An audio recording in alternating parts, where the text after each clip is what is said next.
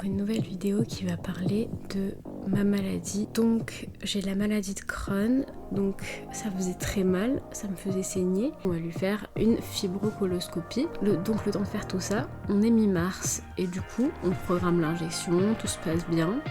Sauf que mon corps il décide que c'est pas comme ça que ça va se passer.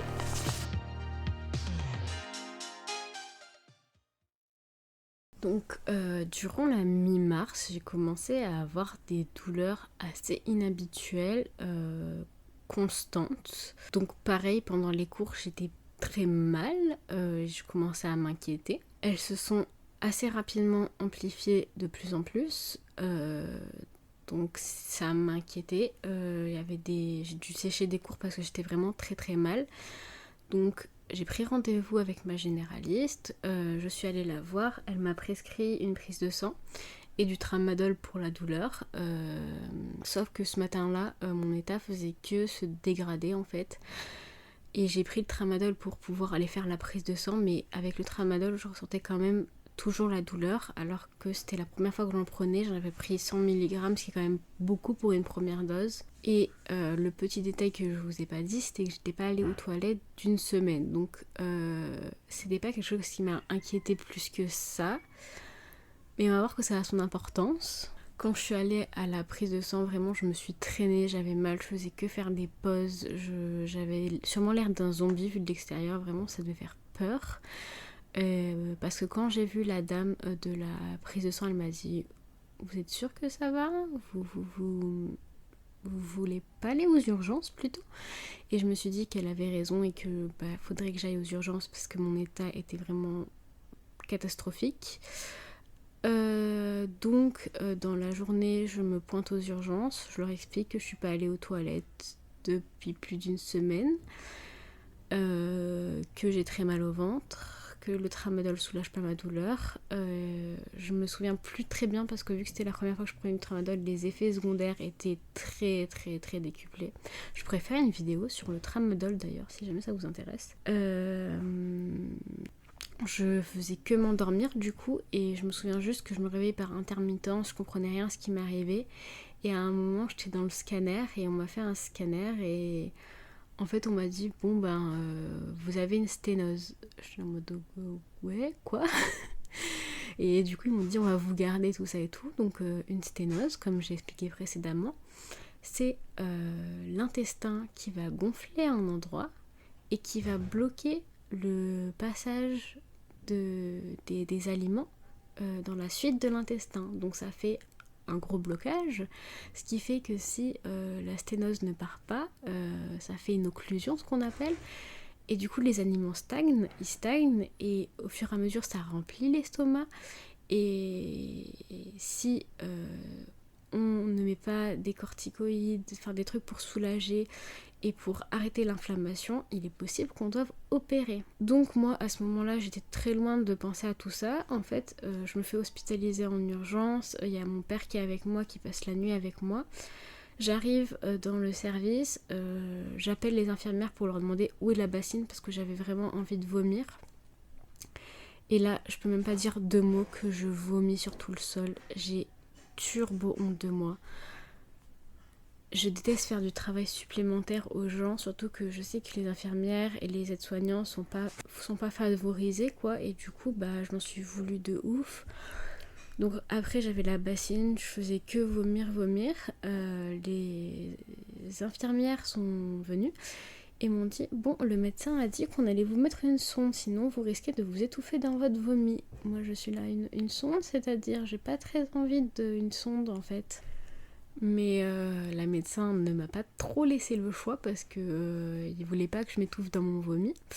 Donc là arrivent 2 infirmières, on me dit de bien placer ma langue, je sais pas trop quoi et tout, bref je comprenais rien à ce qu'on me disait.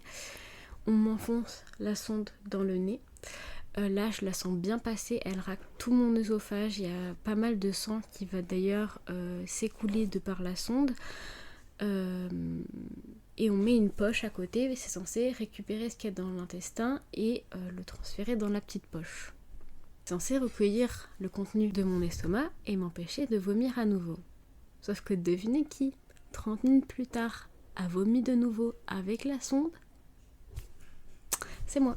Parce qu'en plus la sonde me donnait encore plus la gerbe, du coup là ils ont dit bon ben il n'y a pas le choix, on m'a branché sur une sorte d'aspirateur trop chelou.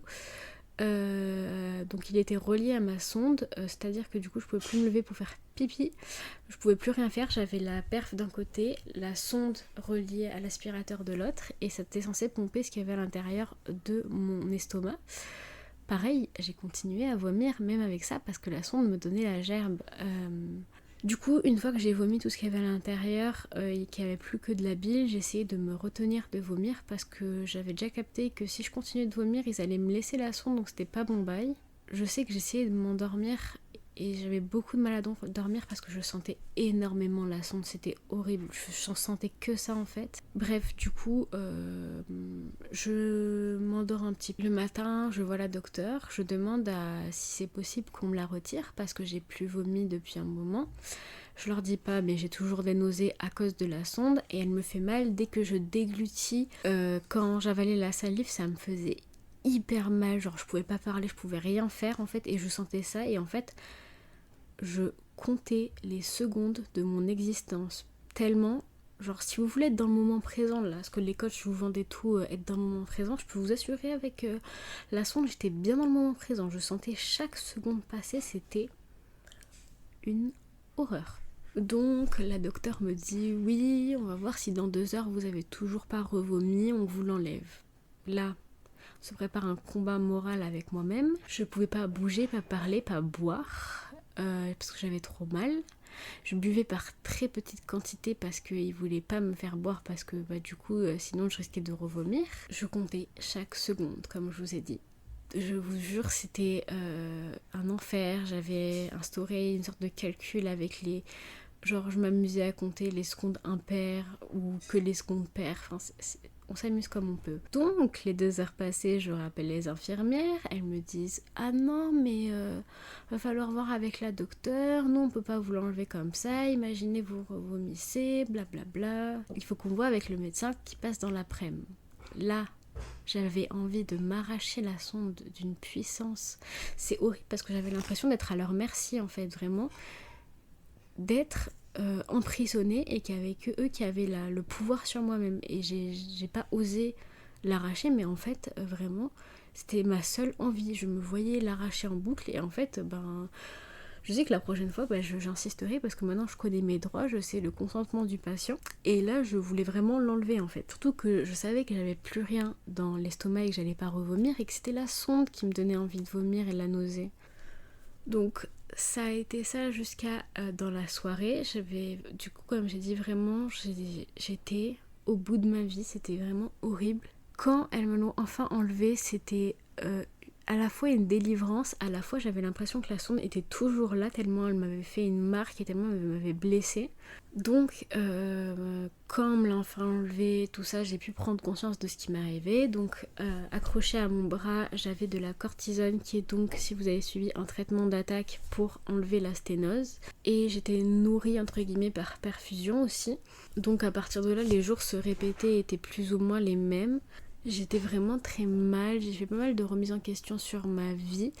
J'en ai parlé dans la vidéo sur ma dépression, je vous mettrai dans le petit i si ça vous intéresse, mais c'est donc à ce moment-là que je me suis rendu compte que je pouvais mourir sans le vouloir en fait, et que parce que j'ai toujours été très très suicidaire, et en fait je pensais toujours que si je mourais, ce serait moi qui me serais enlevé la vie, et là je me suis rendu compte qu'en fait je pouvais mourir comme ça, et qu'en fait il fallait vraiment pas que je gâche les jours de ma vie, il fallait que je fasse que des choses qui me plaisent, avec les gens qui me plaisent, et ça me fait comme un électrochoc, et du coup je parlais beaucoup à Nox, et je me remettais beaucoup en question, et je faisais beaucoup d'analyses, et en même temps je faisais mes devoirs pour la fac d'informatique, et je me disais mais à quoi ça sert tout ça, pourquoi je fais ça, pourquoi je continue, je parlais aux profs, j'envoyais des mails pour avoir les cours, pour suivre les cours, et à la fois je faisais ça, et à la fois je me demandais pourquoi tu fais ça en fait.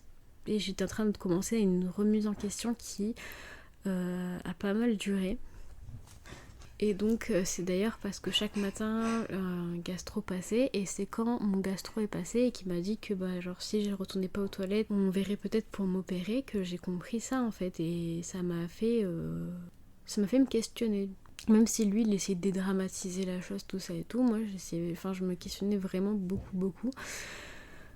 Et ça a été le début de quelque chose de bénéfique en fait pour moi. Mais bref, du coup en parallèle, à force de pas manger de la vraie nourriture, je commençais à avoir quelque chose que je savais pas que j'avais, qui est que je commençais à avoir une obsession pour la nourriture. Alors de base, j'ai pas de trouble du comportement alimentaire, mais il faut savoir que le fait de pas manger, manger c'est un besoin pour le corps. Donc quand on a des addictions, je sais pas si vous savez, mais le produit de l'addiction devient un besoin.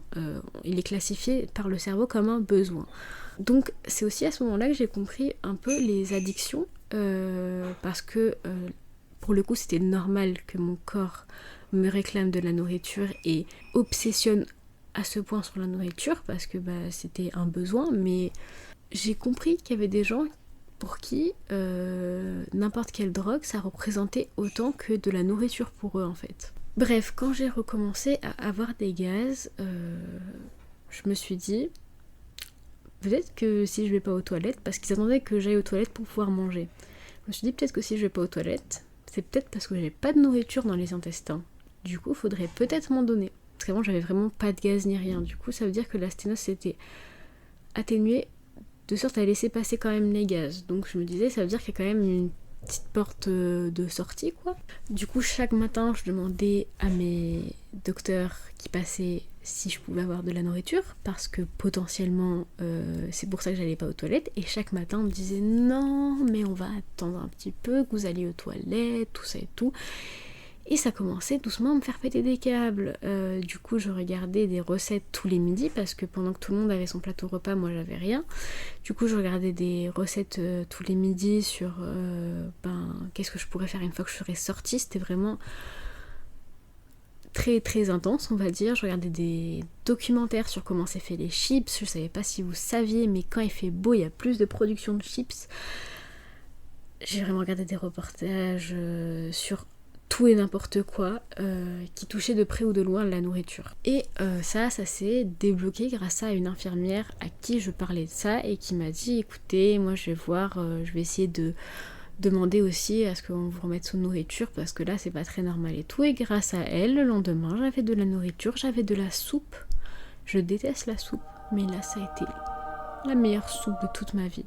Genre un potage, d'habitude j'aime pas ça, c'était même pas salé, c'était rien, et juste je le savourais parce que ça faisait trop de temps que j'avais pas eu de nourriture dans mon ventre et je le savourais tellement.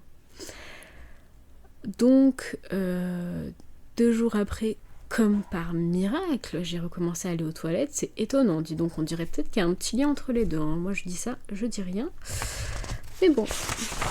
Du coup, après la reprise du transit, on m'a redonné à manger, sans sel évidemment, parce que j'avais toujours la cortisone. Si vous savez pas, la cortisone, ça vous fait énormément gonfler si vous prenez du sel. Sauf que moi, j'aime bien manger salé, du coup, parfois. Il y avait Nox qui était venu me voir, il m'avait laissé son petit pot de sel, du coup, parfois, j'en rajoutais un petit peu en douce. Et du coup, moi, j'étais déterre à sortir parce que, je sais pas si vous avez déjà été à l'hôpital, mais en tout cas moi, à l'hôpital, j'ai l'impression que les journées ne sont pas les mêmes qu'à l'extérieur. J'ai l'impression qu'un jour à l'hôpital, ça fait 1 semaine à l'extérieur. Et vraiment le temps est si long là-bas, c'est tellement dur je trouve. Donc moi chaque matin, parce que oui le médecin passe tous les matins et c'est la seule occasion où est-ce qu'on peut lui parler là où j'étais, je demandais quand est-ce que je peux ressortir et on me disait oui il faut qu'on prépare votre injection, vous pouvez pas ressortir de suite et tout. Et puis au bout d'un moment je commençais quand même à chaque matin m'impatienter, je disais là j'ai vraiment envie de sortir, je commence un petit peu à péter des câbles, s'il vous plaît activez la chose quoi. Quand je me suis un petit peu énervée, ils ont accepté, ça a fait vraiment un petit peu bouger les choses, on m'a fixé la date de sortie, je devais avoir du coup la première injection du fameux traitement dont j'avais parlé précédemment, que l'on ne m'avait pas fait à cause de toute cette histoire. La première injection du traitement de fond, c'est une infirmière débutante qui me pique. Et ça a été très très dur parce qu'elle m'a piqué, elle a galéré à trouver la veine. Et le problème c'est que je pouvais pas lui dire que ça me faisait hyper mal parce qu'elle stressait, elle faisait que s'excuser et tout. Du coup moi je faisais genre j'ai pas mal, t'inquiète, prends ton temps et tout. Alors qu'en vrai je veux douiller et tout, mais je savais que si je lui disais ça allait juste la faire stresser, donc je voulais pas créer ça chez elle quoi. La première injection a duré 3 heures je crois, en plus d'une surveillance, mais c'était un peu différent. En étant hospitalisé, normalement on fait l'hospitalisation en externe, ce qu'on appelle, c'est juste on est hospitalisé pour la journée et le soir on ressort. Là j'étais hospitalisée en bloc, donc je ressortais pas direct après la perf, je ressortais le lendemain, histoire de vérifier que tout allait bien et tout. Donc après l'injection qu'on avait reprogrammée, je crois c'était 2 semaines plus tard, puis après tous les 2 mois, parce que y a un bail spécial, bref je saurais pas vous expliquer, on m'a donné en plus de l'Immurel. Alors l'Immurel ça peut être un traitement à part entière, mais moi dans mon cas ça a aidé en fait à ce que je ne produise pas d'anticorps contre le nouveau traitement, parce que c'est quelque chose qui peut arriver, que le corps se sente agressé, du coup ils produisent des anticorps face au traitement et du coup ça baisse ses performances. Du coup on m'a donné ça pour baisser mes résistances et que mon corps ne fasse pas de résistance au traitement. J'ai pu sortir et rentrer chez moi, mais j'ai dû retourner à l'hôpital dans la journée, enfin envoyer mon père plutôt chercher l'ordonnance parce que ces cons ne m'avaient pas prescrit la cortisone.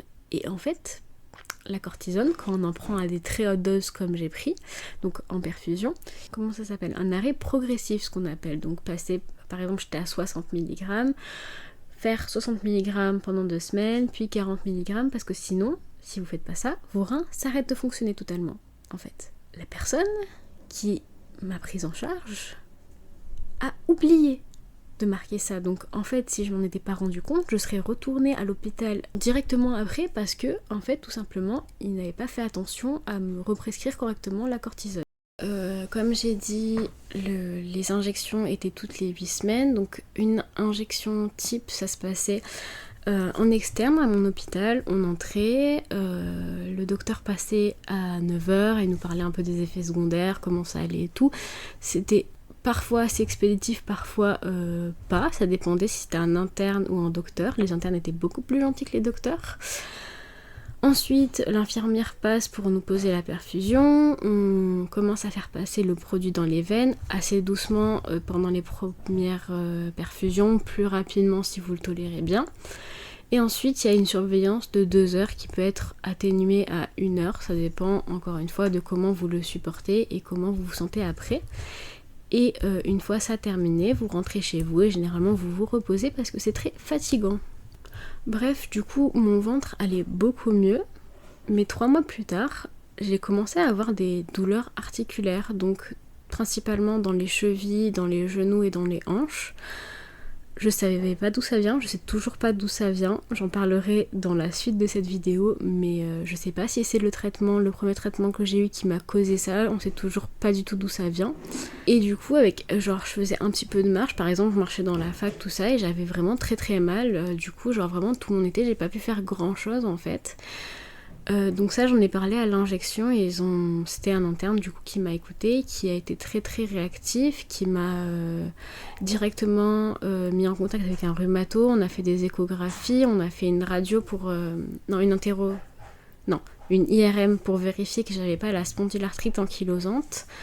Je l'avais pas, mais on savait pas d'où ça venait et en fait mes douleurs articulaires ont juste baissé avec le temps et il m'avait dit si elles baissent d'elles-mêmes, revenez pas me voir.